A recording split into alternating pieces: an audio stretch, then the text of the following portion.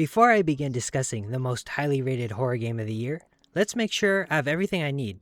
Leon Kennedy body pillow? Check. Oh wait, hold on. Okay, now we're good.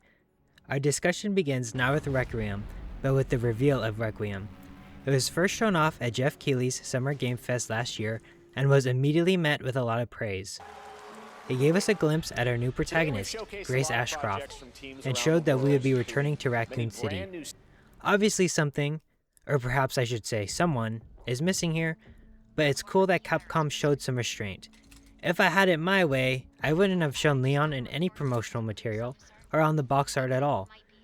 But with modern leaking culture, the surprise would have been ruined regardless, especially with how much presence Leon has in the game. We wouldn't be seeing him until Keighley's second show of the year, you might have heard of it, the Game Awards. Here the world would be blessed with Leon Kennedy, back after a major hiatus in the mainline series. Fans were incredibly excited, but were also very skeptical. How would Capcom balance Grace's horror sections with Leon's action-packed sequences? Fans had every right to be cautious, as the last time there was this distinct deviation of gameplay styles in a Resident Evil game, we got 6. I know 6 has been receiving some revisionism lately, and more people are coming around to it, but God knows I'm not one of them. That game blows. Literally. With that being said, my faith in Capcom was not swayed. I had a feeling they'd figure out a way to make both playstyles fun. They've been on an absolute hot streak lately with all of their releases, and debatably, their highest quality work has been on the Resident Evil series. So when the game launched and was met with meteoric critical and financial success, I wasn't surprised in the least. With how long game cycles are nowadays, I feel like the expression, "you're only as good as your last game," rings truer every day. Now, I'm about to start discussing the game in depth, so here's your spoiler warning. I imagine many of you beat it even before I did, so I'm not going to be holding back. The full game will be discussed here, including the ending and big story moments. The game opens with FBI agent Grace Ashcroft being tasked to investigate a body at the same location her mom was murdered, the Wrenwood Hotel. There have been several corpses turning up lately, and this is the most recent one. But I've just got to say, Grace's boss has to be the worst boss ever. He's seriously asking his employee to go to the same place her mother was viciously slaughtered right in front of her? Was there no one else that could do this in the entire FBI? Grace is clearly very uncomfortable with this, and he basically forces her to go anyway. During my playthrough, I was anticipating the reveal that the FBI was compromised by the Connections, the enemy faction in this game, and that he was sending Grace purposely to get captured by Gideon, one of the main antagonists. But nope, turns out he's just a jerk. Grace accepts the mission and sets out. The introduction of Requiem makes it immediately apparent just how beautiful this game is. It wouldn't be entirely unfounded to say it's one of the most gorgeous games ever made, especially with the path tracing. You might notice throughout the video that in my footage, I often slow down and take in the atmosphere. It is important to note that I am running it on a powerful machine, but from what I've heard, it's also a looker on the PS5 and especially the Pro. While we're at it, I didn't have any problems with the frame rate. I was a little hesitant about grabbing the PC version as Capcom's latest releases, notably Monster Hunter Wilds and Dragon's Dogma 2, had major issues. But luckily to my untrained eyes, it seems perfect to me. As I alluded to earlier, after a small flashback scene between Grace and her mother, she is captured by Victor Gideon. While running off with Grace, Gideon is confronted by Leon, who is visibly suffering from the T-virus. He makes a hasty retreat by turning a bunch of bystanders into zombies, and the chase begins. This is the first time the player gets to play as Leon, and it's immediately apparent just how good the gameplay is. The shooting is incredibly sharp, and Leon is very fun to control. He turns on a dime, and the way he shifts his weight when turning is very fluid. After stunning zombies, Leon can perform very powerful melee attacks that send zombies flying. Capcom did a great job of making Leon feel strong, but in a more grounded way than something like boulder punching or the shenanigans that happened in RE6.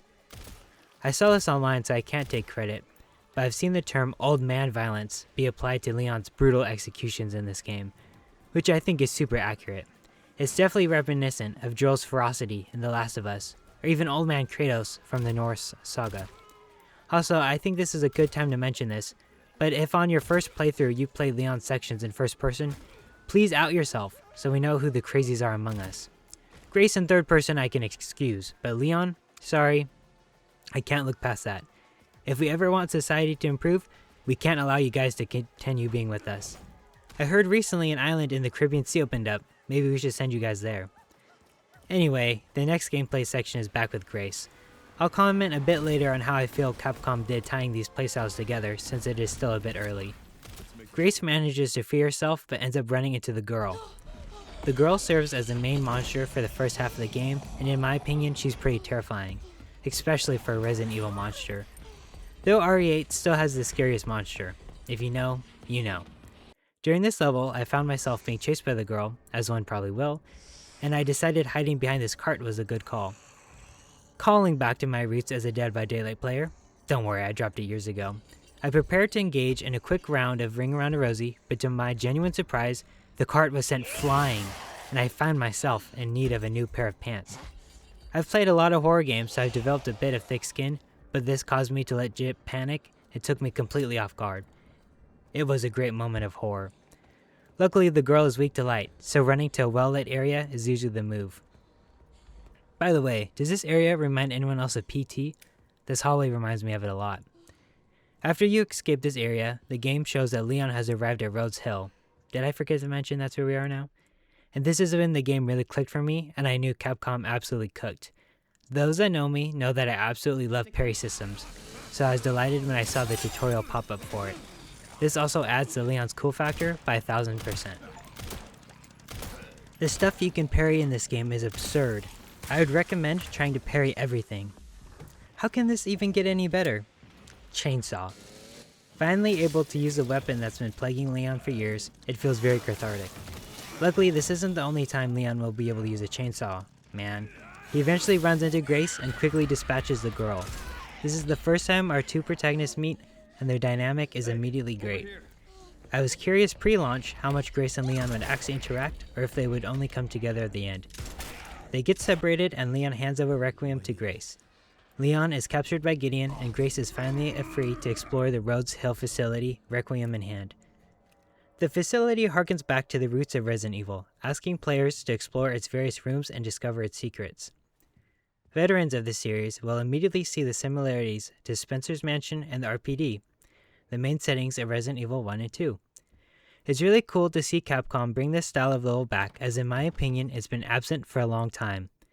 Requiem to me reads like the developers wanted to make the ultimate Resident Evil game that celebrates the different eras this series has gone through.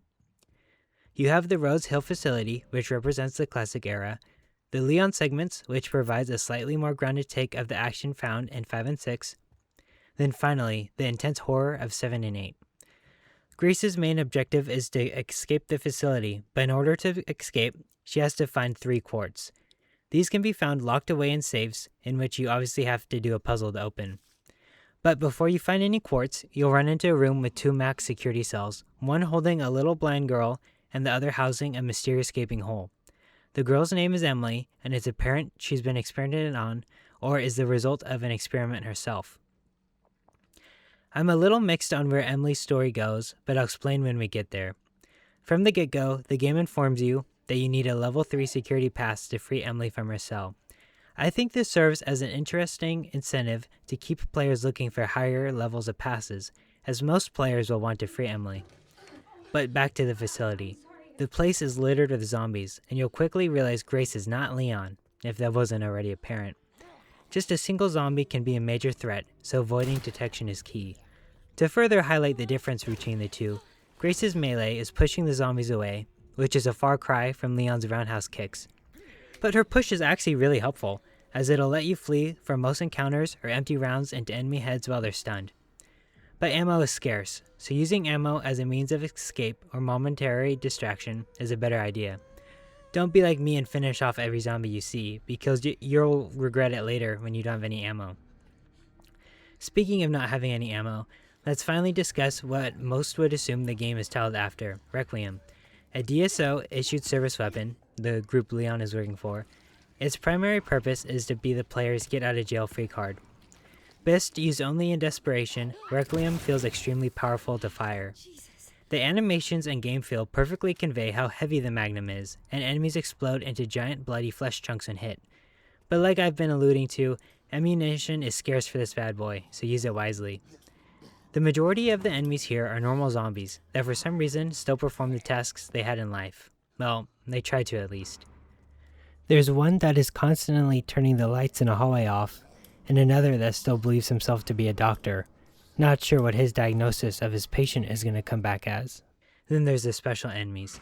Chef is a huge guy that patrols around the kitchen, but he'll eventually leave and wander around the wing. He's pretty tough, as you can see from my failed assassination attempt where he eats a Requiem shot. There's a sequence that is a bit of a nail-biter where you have to push a cart carrying God knows what, and you have to do so without him noticing. He's pretty tough as well, so best to sneak by. Next up are the singers, which there are two of. As the name implies, they attack by screeching. Luckily, this doesn't actually damage you, just stun you. Unluckily though, this will attract every zombie in the nearby vicinity, so prepare for a fight. Saving the best for last, Chunk. Chunk here is quite a sweet fellow who has never said a bad thing about anyone. He is essentially a giant pile of fat, but not in a cute way like from Doctor Who. Not that anyone would want to, but I didn't even know you could kill Chunk as Grace until after I beat the game. So in my playthrough I just focused on running. The puzzles here, we'll just say they're stretching the term puzzle. Perhaps light brain teaser? No, that doesn't apply either, as if you look up brain teasers online, you get questions offered to you that even Albert Einstein would struggle with. Maybe. Whatever, you get the point. They're extremely simple. However, I don't think that's necessarily a bad thing. Some RE games have legitimate puzzles, namely the older ones, but RE hasn't been known for that in a long time. And in Requiem's case, I bet a sizable amount of the audience would only play as Leon if they could, so forcing them to do obtuse puzzles would probably be a bad idea for player retention.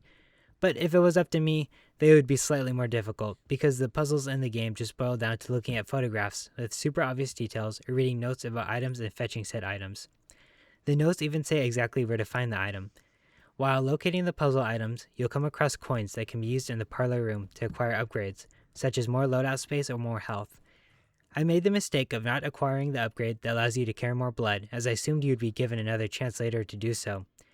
So I played the entire game with only one upgrade in health and one upgrade in damage.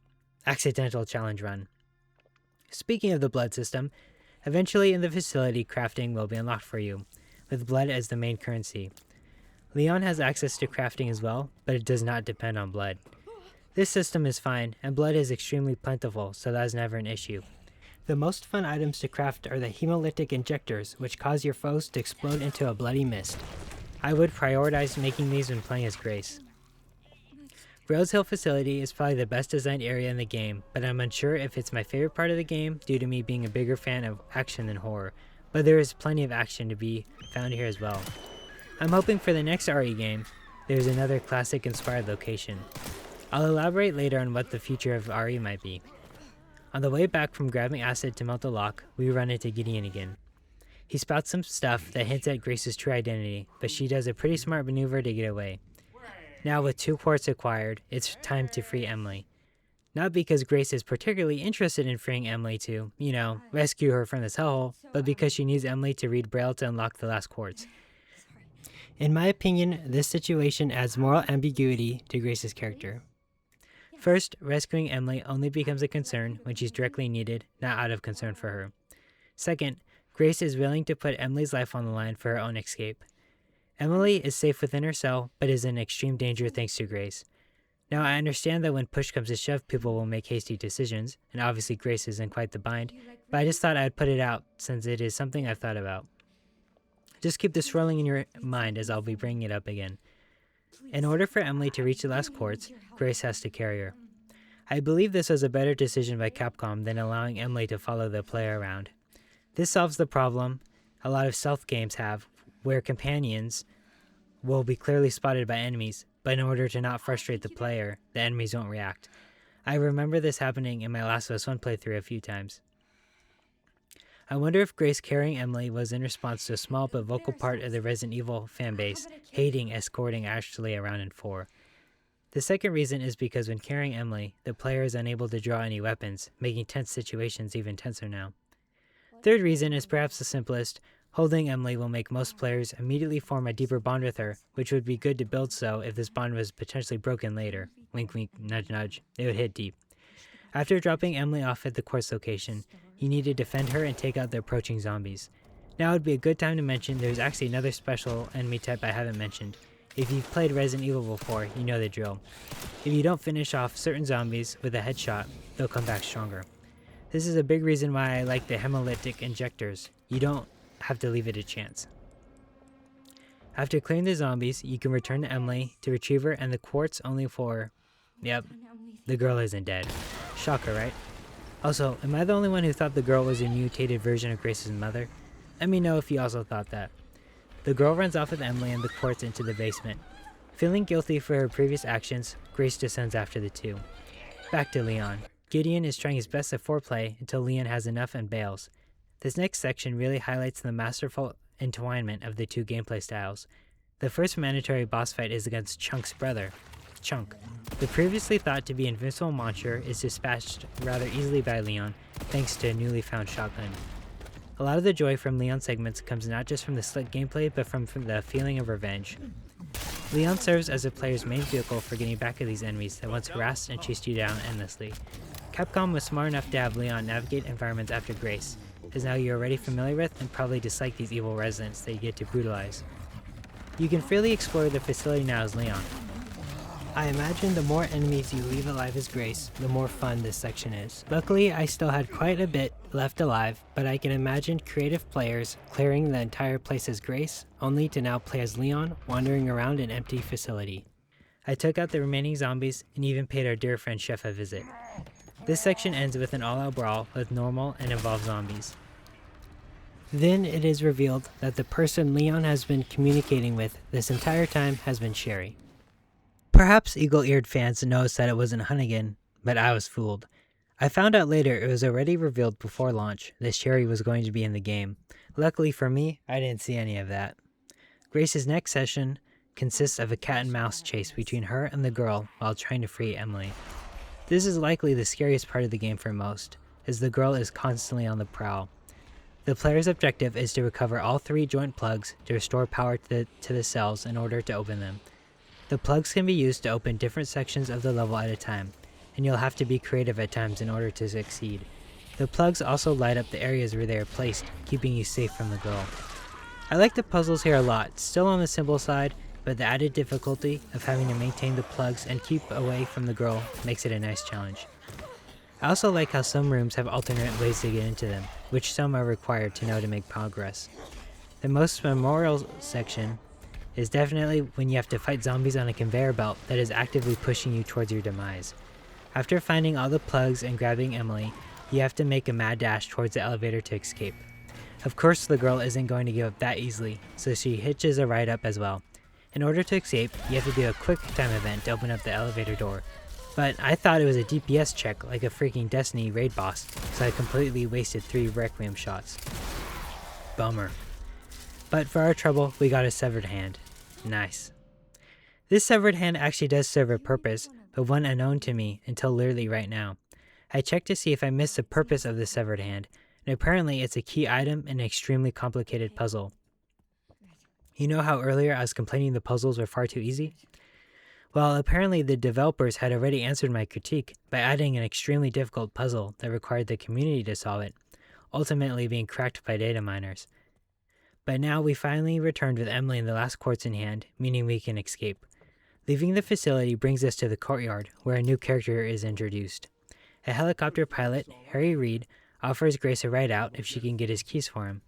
What ensues is a cool set piece where the player must quickly navigate Gideon's exploding bunker lined to the brim of the zombies. Conveniently, there's fire extinguishers placed around the area that make quick work of the zombies. Don't ask me how this works. After returning with the keys, you might believe escape is actually on the horizon, but alas it is not meant to be. Apparently a helicopter has a hard time flying if there's a ton of zombies on it. Who would think? This crash kills Reed and heavily injures Emily.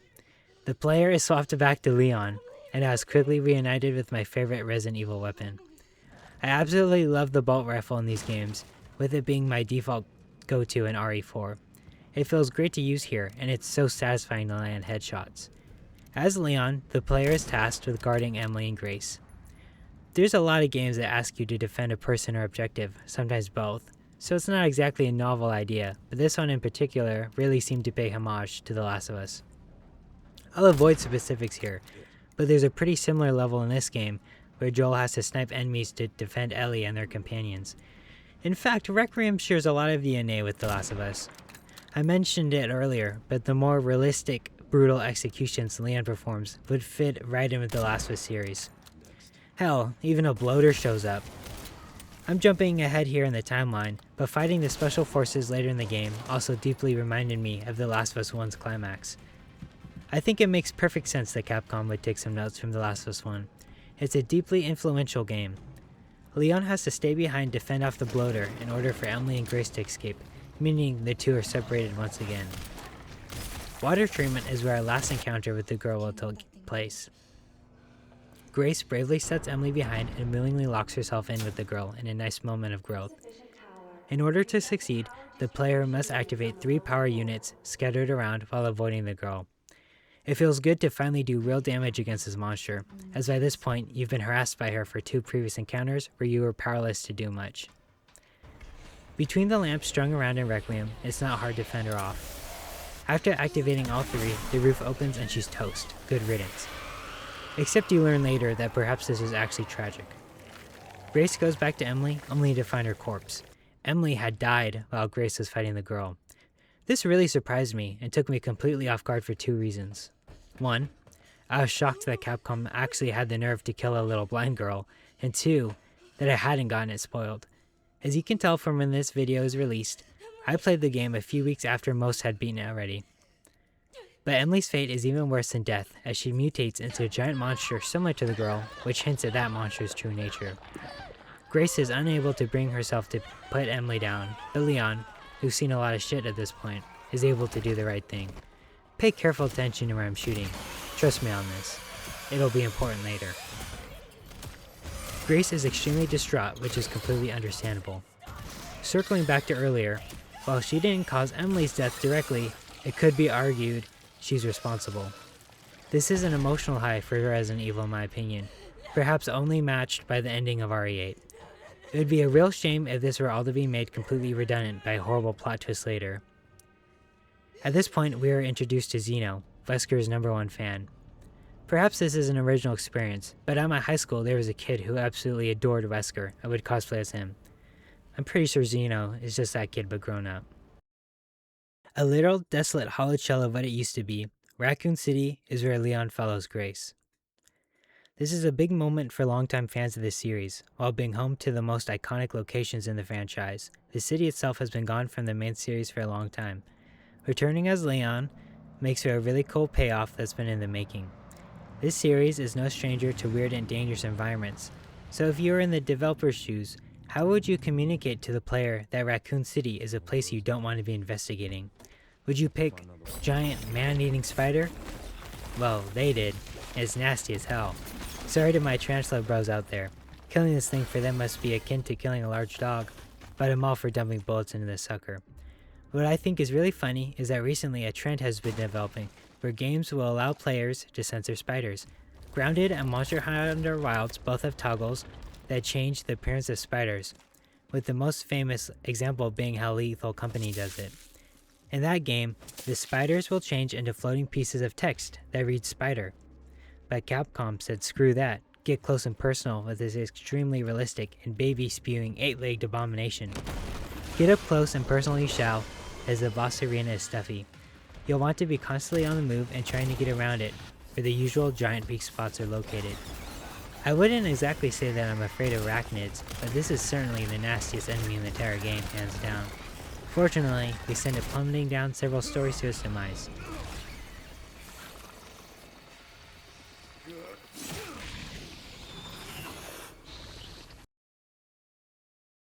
Before Requiem launched, rumors circulated of the game being open world. This is an extremely terrifying prospect to me, even more than that spider we just killed. I'm very glad those rumors didn't bear fruit. However, this next area is unmistakably where those rumors sprung from. Sadly, Leon encounters a most formidable foe in AAA gaming, a gate, and needs to find the scattered remains of a bomb to blow it up. I'm fairly certain at this point Leon could just backflip over it, but whatever. The way this area is designed is not open world, but closer to an open zone, made up of 4 smaller levels, one being optional. I think Capcom absolutely nailed the level design here. The levels tend to loop back on themselves or open new paths to the other areas in interesting ways. This way, you're never forced to do any real backtracking, unless you're like me and you forget the elevator by the camp exists. By far the standout is when the player is tasked with carefully navigating a tipped-over skyscraper. At one point, you have to walk over glass panels that are littered with zombies. An efficient way of dealing with them is shooting the glass out beneath their feet, but that also means less glass for you to traverse. It's a cool section for sure. The second area that comes to mind is when Leon is finally reunited with his beloved chainsaw at the gas station. If anyone is living outside of the US and is curious if American gas stations are actually like this, I would say Capcom actually downplayed it a bit. Usually, there's at least 2 dudes wielding chainsaws. This is the final time you get to use a chainsaw, so better make it count. After you make your way outside, you'll see, holy crap, it's another dude with a chainsaw. Capcom really did their homework. Fighting this guy is pure fan service and it's amazing. You even clash chainsaws, and on the final one you tear him a new one. The first time I saw the chainsaw clash, it made me genuinely smile. For one, it's badass as all hell, and 2, it's nice to finally see America truly represented. Though the gas station is still a little too clean inside, but that's okay. The last section that I'd like to discuss is a double cannon rooftop artillery battle. Say that 5 times fast. To acquire the signal receiver, Leon has to make his way through a rooftop packed with zombies. Zombies that shoot guns, and zombies with even bigger guns, the artillery cannons. I didn't make a stink about the zombie who was fluent in chainsaw fu, so I'll let it slide here. But seriously, how can these zombies use these cannons? I know it was established earlier that some zombies remember their jobs when they were still living, like the butler in Rhodes' facility who kept turning the light off and on, but seriously, they know how to use these things? This area is an all-out brawl, so don't be shy about using ammo. Once you've made your way to a cannon, dispatch the zombie, then it's all yours. I made the mistake of waiting way too long to see if the cannon was operable. I assumed it wasn't. Raining missiles on the zombies is very therapeutic. The optional area has you exploring a subway station, which leads all the way back to where the spider fell. I like this area because it's honestly pretty creepy. I didn't really mention it earlier, but I also believe the developers did a good job not completely jumping the shark. Yet. While you still play as Leon, so nothing is truly scary, exploring the giant warehouse which houses a ton of hiding zombies and looking through the spider-infested subway does a good job of not completely breaking the tone. The reward for exploring the optional area was absolutely perfect for me. It's a charm that increases sniper rifle damage when the scope is not equipped. Absolute score for someone who primarily likes to use the sniper rifle. Heading back to camp with all the proper materials to make a bomb, Leon is also able to open the nearby crate. Inside is a motorcycle, ripe for the taking. The bomb finally detonated and the mighty gate crumbled to rumble. We are ready to proceed. So I have some bad news. You know that shark I was talking about? How it wasn't jumped? Well, it wasn't just jumped, it was found dead behind a Pizza Hut. I do not like the motorcycle section, for various reasons. I admit that by saying this, I feel like this fellow here with the thinking cap on, but hear me out. I'll just start with the most reasonable mechanic here, which is the severe lack of control the player has over the motorcycle. You can make it go slightly to the left and slightly to the right, but you never really have to move the motorcycle much at all. It feels like a 4D ride at an amusement park. However, I understand the developers likely felt that adding proper driving controls would be a waste of time for this very short section, and I agree. But the bigger thing for me is something most players likely wouldn't even spend a second thinking about. Somehow, Leon has found a way to open a portal to another dimension and access infinite submachine gun ammo. To me, this is the developers breaking the already established rules of limited ammo for the sake of gameplay convenience. I can reason that the alternative, having the player use their ammo, would be a worse solution, but I think this entire section should just be redesigned. You shouldn't have to break the rules of your mechanics in order to make a set piece work. If I were in charge of designing this sequence, I would have focused on making players avoid the dogs instead of shooting them. Then for the sequences where you have to damage Gideon, I think a really simple solution would have just been to put a decent amount of ammo inside the crate with the bike. That way, players will for sure have enough ammo to get through this sequence, but not infinite. Another problem I have is the extremely convenient red propane tanks all over the place. This completely shatters any immersion left. I would say this is even worse than the yellow paint everywhere everyone is always complaining about. Of course, the motorcycle chariot duel at the end is cool, but for me, this entire part leaned too far into feeling like Fast and the Furious. Or dare I even say it, Resident Evil 6. But don't worry, this isn't my least favorite part of the game. That's still coming up. Making his triumphant return after 28 years, Leon arrives at the RPD. This part is mostly fan service, but hey, we're fans, right? The RPD is not a fully fledged environment like the Rhodes facility, but that makes sense considering it's mostly destroyed. Leon is haunted by his trauma surrounding the RPD and all the carnage that occurred, but he isn't alone, as once again he's going to have to face off against a tyrant. What's funny to me is how Resident Evil villains are always forces of nature in cutscenes, and the day seems completely lost, while in-game they just kind of run around in a circle. This tyrant here knows the usual routine and begins his cardio. What's cool is that this boss fight has a lot of opportunities for parrying. I believe I mentioned it earlier, but this is where you can parry the cars when the tyrant throws them, which is just crazy. But in a good way. Sorry for not capturing any footage of that, the thought hadn't even crossed my mind. Leon single-handedly dispatches the tyrant and begins his descent down. The next area is extremely gloomy and atmospheric, with light fog concealing deadly vegetation. What comes to mind immediately is the abyssal woods from the Elden Ring DLC, Shadow of the Erdtree. That area is extremely striking and memorable, so it's a big compliment. It's a rather short area that serves as a build-up for the final location in the game. At the end, guarding the entrance is a giant flower. Wait, are we sure Leon didn't accidentally repel into the land between? Luckily for him, this flower isn't as formidable as another giant sunflower I know. It is apparent that at least some developers at Capcom are big FromSoft fans. After taking care of the gardening, we have finally arrived at the final location in Requiem.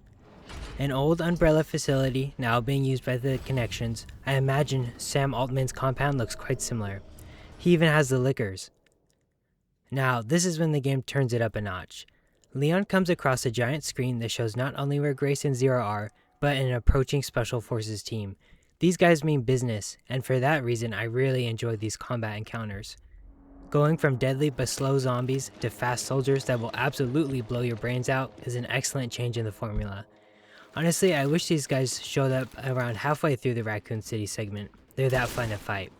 But maybe I'm the odd man out on that, and most Resident Evil fans prefer to only fight zombies. Smoke is your friend here, and trust me, I had to fight my instincts of grappling to the nearest gargoyle and taking these guys out one by one. Eventually, as you move through rooms and keep taking out soldiers, a shielded one will appear. Unfortunately, even with all of Leon's superhuman agility, he still can't leap over the shielded foe, so you'll have to settle with blasting his feet off. Or maybe a well-placed grenade. After this is by far my favorite boss fight in the entire game. Out of nowhere, this random guy shows up and starts kicking Leon's ass. Leon is absolutely weakened by the T-virus at this point and has been fighting for like 12 hours straight now. But it's clear this random man is an extreme badass in his own right. Now I learned later it's suspected this guy's name is Hunk, not to be confused with Chunk, or Chunk's brother, Chunk. Apparently he is an established character, but I think it's way more fun to imagine this random commander is somehow able to go toe-to-toe with Leon. Parry is the path to victory here with a little bit of gun fu sprinkled in. After he dies, the objective marker on the top just says Commander, so that's what I'm calling him. I would definitely play a spin-off game based on this guy or a DLC. Leon is finally able to catch up with Grace and Zero, only to get wrecked by Zero. This is exactly what I was talking about earlier. If this was gameplay, Leon would have been able to run around this little platform and easily take him out. Unable to beat him, Leon destroys a part of the platform and takes Grace with him. Zero seriously sucks and should be fired for letting this happen. After a long hiatus of playing as only Leon, being back to Grace feels a little strange in first person, but you get quickly used to it. Grace is tasked with finding a path forward for Leon, who's starting to succumb to the T-virus. The two enemies you'll encounter on your way of doing this are the Lickers and these giant white zombies. You need to be quiet around the Lickers, but if they hear you, it's nothing a bottle of acid or Molotov cocktail can't fix. Since you have to be quiet around the Lickers, this makes for a lot of great moments of tension where one or even more will be right on top of you, but then they'll go right by. After clearing the path for Leon, you'll encounter a door that needs 2 balls to open. At this point, it's a popular joke just how obtuse doors are in the Resident Evil universe, so I won't dwell on it. Fortunately, they aren't too hard to get. Unfortunately, you have to play the worst part in the game now. Grace learns that Umbrella has made many clones of her. Now you get to see what a day in the life of a Grace clone is like.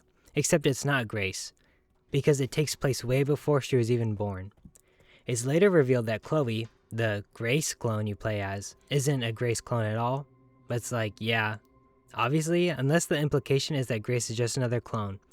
But Gideon and Zero have been talking this entire time about how she's the special one. Whatever, we'll get more into it later. Now the motorcycle section, even with its issues, is way better than this. This level is extremely linear and extremely uninteresting. It's basically a long cutscene with barely any player expression available, and since you learn this isn't a clone of Grace, it's completely meaningless in the end. All the hiding places are already picked out for you, and you have to hide at very specific times. The enemies here are maybe the least intimidating horror monsters ever. They are tiny bald children with growing red eyes. Seriously? This is what I expect to be on an extreme discount at Spirit Halloween after Halloween. I believe this sequence should have been cut from the game, and is clearly just padding. The only good part is a note you can find, that at first seems like it's from a researcher horrified by what Umbrella has been doing, but turns out he's actually super into it. A comparison for those who haven't played but are this far into the video, thank you by the way, I really appreciate it, are the Mary Jane levels in Marvel's Spider-Man 1. No one likes those, and I doubt anyone likes this. It's not that long, which is a relief, but in future playthroughs I'll certainly be wishing for a skip button. Once that's over with, it's back to Leon, who at this point is at death's door. Even suffering from hallucinations, he's still fully capable of taking out vengeance on all those lickers that were bothering you earlier. This is the gameplay loop of Requiem that makes it just so much fun. Previously, unless you wanted to waste a ton of ammo, you needed to rely on the bottles as Grace, but Leon has no problem tearing through them.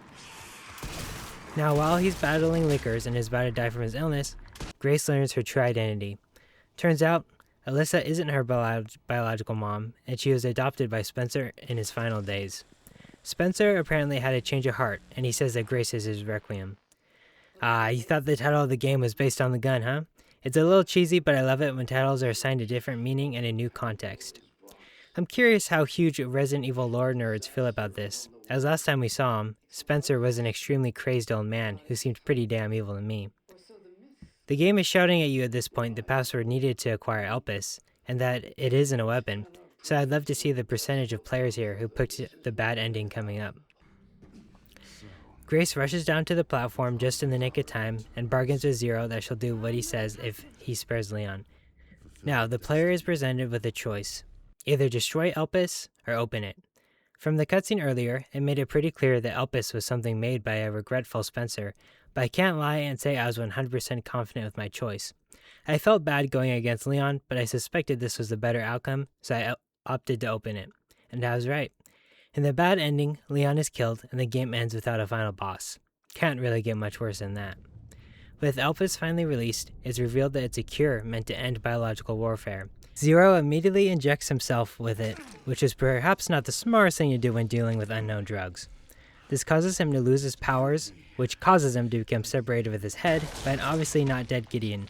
Gideon also calls Zero a false imitator, which I believe proves that Zero really was a Wesker clone all along. With Gideon powered up and ready to become the final boss, Grace cures Leon, bringing him back into the fight. The first phase is pretty simple, just keep shooting and dodging until he drops the rocket launcher, then proceed to fire a rocket straight in his face. Probably displeased by this, Gideon transforms into his final form. His wide swinging limbs are super easy to parry, so keep doing this while shooting the iconic Resident Evil weak spots. Eventually he'll go down. With Gideon out of the way, Leon reunites with Grace. They both accept their fate, stuck at the bottom of this hole, until Chris's #1 fan shows up to rescue them. I guess the real thing was too busy to show up. With the team rescued, Grace laments to Leon she regrets what happened to Emily. At this point, Leon tells Grace that he didn't shoot Emily in the vitals, and the game cuts to Emily still alive. What the hell? When has a transformation ever worked like this in Resident Evil? Apparently, Emily is actually a Titan shifter. I wish Capcom stuck to their guns here, not because I dislike Emily or anything, but it feels really cheap to bring her back like this. The way I think of it, the writers didn't want Grace to be actually responsible for Emily's death. I also think Leon's line about intentionally missing her vitals is super goofy, since the writers have no idea where the player is going to shoot. For example, check out my footage. I'm intentionally shooting Monster Emily in the face. Unless Leon was somehow aware that Grace's transformation works like a shell, where she's safe inside, but then why didn't he just tell Grace that? As you can probably tell, I really dislike this. It feels like a Disney ending. I also think it's pretty weak following Resident Evil 8's very emotional and fantastic finale. There's a couple of post-game cutscenes. The first shows Sherry being cured, which makes me wonder how they're going to get a vial to Ada in time. Hopefully she has next day delivery. The next shows Grace finishing her report while her boss demands it to be done quicker, with a picture of Emily and Grace together. It looks like Emily's blindness has been cured, probably thanks to Elpis, but for some reason she's still wearing the hospital gown. Someone should probably get her actual clothes. And I've got to say, Grace really does have the worst boss ever. She has went through a living nightmare, yet is still being reprimanded for not being fast enough on her report. Even if her boss isn't aware of everything that happened, which he probably should be, as someone high up in the FBI, at the bare minimum, she had to go investigate the same place her mother was murdered. The last cutscene is sequel bait, showing that some guys from the Connections group killed some BSSAA members. Now that we've seen the entire story, let's get into it. I purposely withheld talking about the big picture, so I wanted to wait until we could do a dedicated story section. This story, in my opinion, is a bit messy. Not messy to the point where it impacted my enjoyment of the game, but there were a lot of strange decisions made, mostly to do with clone foolery. If I get any of this wrong, please feel free to correct me below. Essentially, Grace was believed to be special by Gideon and the Connections due to her suspicious adoption by Spencer, which turned out to be of genuine remorse and not a scheme. In reality, she was totally normal. What's interesting about this is that it's the exact opposite character arc Ethan Winters had. Resident Evil 8 spoilers, but by this point in the video, you probably don't care. Ethan started out as a normal human, but was eventually turned into something special, a moss man of sorts that could reattach limbs. I wonder if that was intentional or not on Capcom's part. So, the game misleads you into believing Chloe, the girl you play as in the terrible Orphanage section, is a clone of Grace. Which is weird, since like I mentioned earlier, Grace wasn't born yet. Or perhaps Grace is actually the perfected clone? Emily, and presumably Mary, which is the girl, are also clones, but they are actually clones of Grace. There's a document in-game that states Gideon actually did have access to Grace's DNA. So the entire purpose of these clone experiments were for them to remember the password of Elpis. Seems like it would have been easier to just find a way to crack the password instead of breeding literal human clones, but whatever. I also don't understand Gideon's actions at the end. He's not upset about the revelation about Elpis, he gloats to Zero about it, but then he starts trashing the place. It would be smart to assume in this destruction Elpis could have also easily been destroyed, thus ending his master's life work. I don't get it. Emily coming back to life was super cheap and unsatisfying as well. With all that said, I have never believed that Resident Evil games have exceptional stories, so a mostly good yet confusing story with a little bit of bad sprinkled on top doesn't really bother me. It's nowhere near the levels of Resident Evil 6, and I still enjoyed the story more than most of the other series titles. Leon's moments of pure coolness make up for most of the story's shortcoming in my book. With that, we've reached the end of Requiem. To answer the question if it's worthy of the praise, it absolutely is. Home to the best gameplay in the entire franchise in my opinion, and a lot of great homage that Resident Evil fans, big or small, will absolutely adore. You can tell how much thought and consideration went into making Leon as cool as possible, but he still had some somber moments as well. Grace was a really nice addition and for sure will continue to be a fan favorite. I would say it's easily my second favorite game of the series, behind the original Resident Evil 4. But honestly, I need to replay both to find out which one is really number one. The fact that Requiem could even potentially take the number one spot is an insanely huge compliment. But that doesn't mean it's perfect, but its faults are very minor in the big picture. Along with the game being fantastic, graphically it's extremely impressive while maintaining a solid frame rate. You can't ask for much more than that. Capcom's legendary streak continues, and the future is looking bright for Resident Evil. I wanted to talk about the future of the series for a second, because I've really pondered where it could go. With the split style being a smash hit all around the board, is that going to be the template going forward? For example, is Resident Evil 10 going to be Chris with another new protagonist? Personally, that sounds great to me, but I'm always open for more innovation as well. Or will Leon be featured in all main series titles going forward now due to how popular he is? He's easily the face of Resident Evil, sorry if that's controversial, and one of Capcom's most popular characters. And for Grace, in my opinion, it feels like her arc has concluded, but I really liked her, so I'd be happy to see her return. Maybe in Resident Evil 14, she'll have a role like Leon's in this one. Wouldn't that be something? I guess we'll have to wait and see. I just wanted to give a huge thank you for watching until the end of the video. I really appreciate it. This was by far my longest video yet, so it took a lot of time and effort. I also want to apologize for how long it took me to put this out. I went on a vacation the day Requiem released, so when I returned I was already late. I already know what the next video is going to be, and we'll start working on it right after this one. I don't want to say what it is yet, but if you enjoyed this video and the subject matter, you'll probably be interested in the next one. Thank you for watching. Until next time.